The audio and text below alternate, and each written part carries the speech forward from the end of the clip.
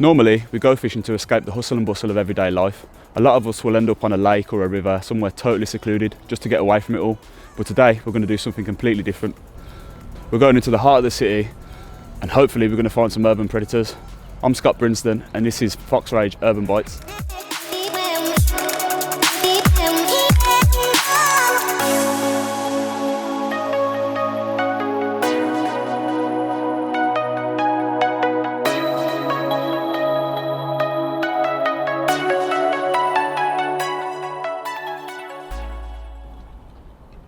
So today we're in Birmingham city centre. I'm pretty familiar with the area, so I kind of know where I'm going and where to fish. But if you're planning to fish somewhere that you're not too familiar with, it might pay to ask someone that is from that area if you can go out with them. Failing that, you might be better off asking in a local tackle shop to the area. I'm sure they're always willing to give out advice. And your other option is to look online. There's always snippets of information in different places. It's just a case of finding them.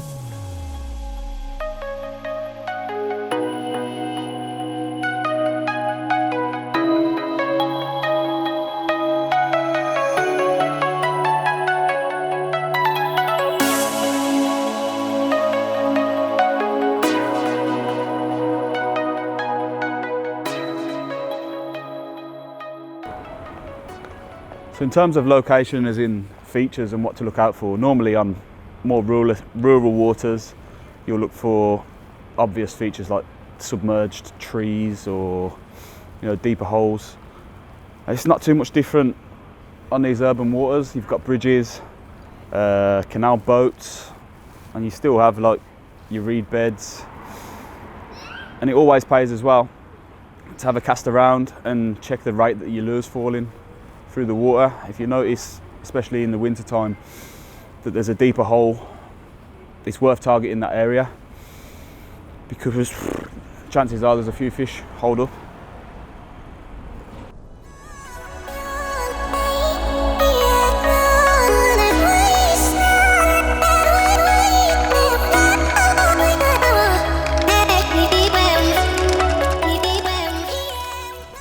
We've been having a little wander around, trying to find the fish, but the wind's picking up today, so it's becoming a bit difficult to present a bait.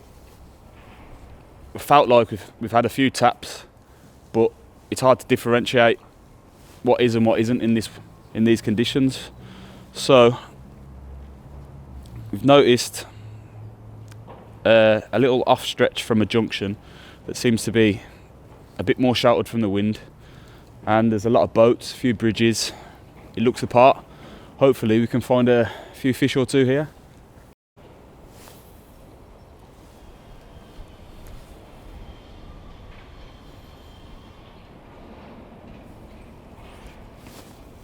Fish on.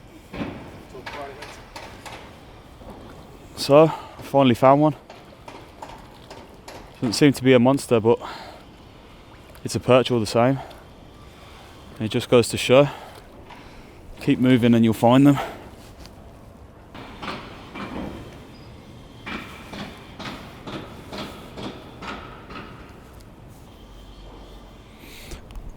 A nice urban perch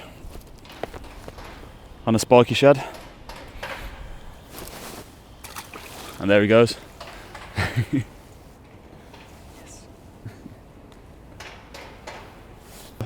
A lot of the time when you're fishing for perch in any location really, oh there was another one, as I was about to say it, just had another bite. They seem to be shoaled up, so once you found one, chances are there's a few more about, so it pays to work the area. And a lot of the time you can pick up a few fish from the same spot.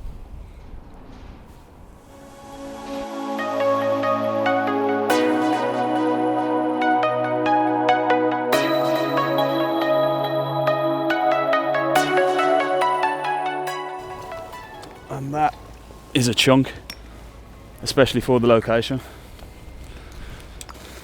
There you go. What you got there, mate? So, got a decent city centre perch. Again on the spiky shad with the red head. Just as I said before, once you've found one fish, it pays to work the area, as normally one or two about. This one's pretty lively.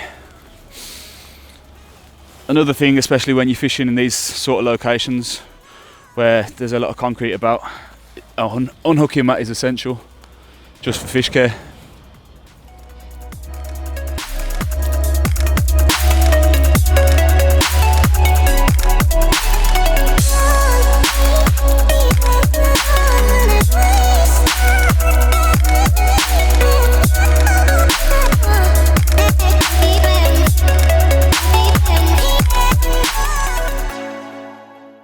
So I'm just going to run through the rigs that I've been using today. I did start off on a conventional jig head.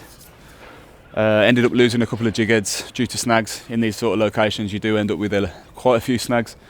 So now I'm fishing weedlessly using a chub and a weedless hook. I've run through a few lures today, and the one that's started to work now is the spiky shad in the red head pattern. I've also got another setup with me today, which is the dropshot rod. Now, I found that sometimes when you have a few hits but not solid takes on a jig head or a chub, a faster method, it can pay to work a slower method like the drop shot through the swim, and a lot of the time you'll pick up those fish that are a bit more wary. So I just switched over to the drop shot just to give it a bit of a slower presentation. Managed to hook another fish.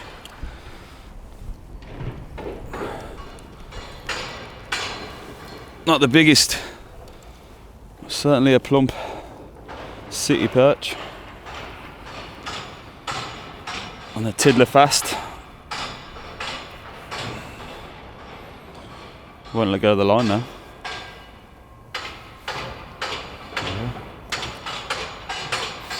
Another aggressive city centre predator. So, as I mentioned before, it pays to work the same location. We've been casting towards a boat constantly, and the fish just seem to be holed up in a tight spot.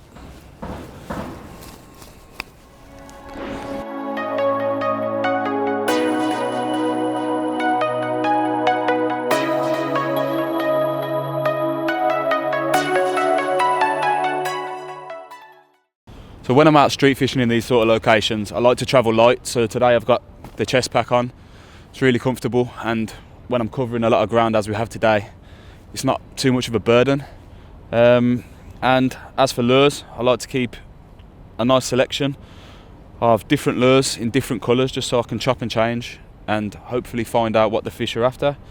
We've got all sorts of different sizes here, from the micro stuff all the way up to a 7 centimetre and maybe a bit bigger. It just covers all options, and we can match the size of the bait fish that the fish are feeding on the day.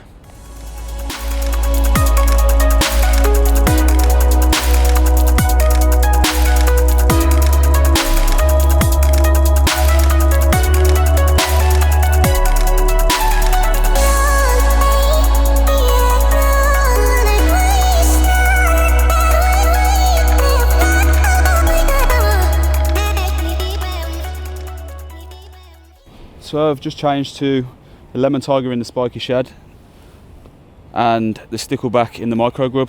Hopefully we can maximise the last bit of light, pick up some fish. So today, with the conditions being pretty cold and we've just had a storm, the retrieve technique has been a bit slower than what I'd usually use. I've tried to prolong the pauses just to give them a little bit more time to look at the lure, hopefully provoke that feeding response, and it seems to have picked up a few fish. Obviously it hasn't been prolific as you've seen, but we have managed to winkle a few out.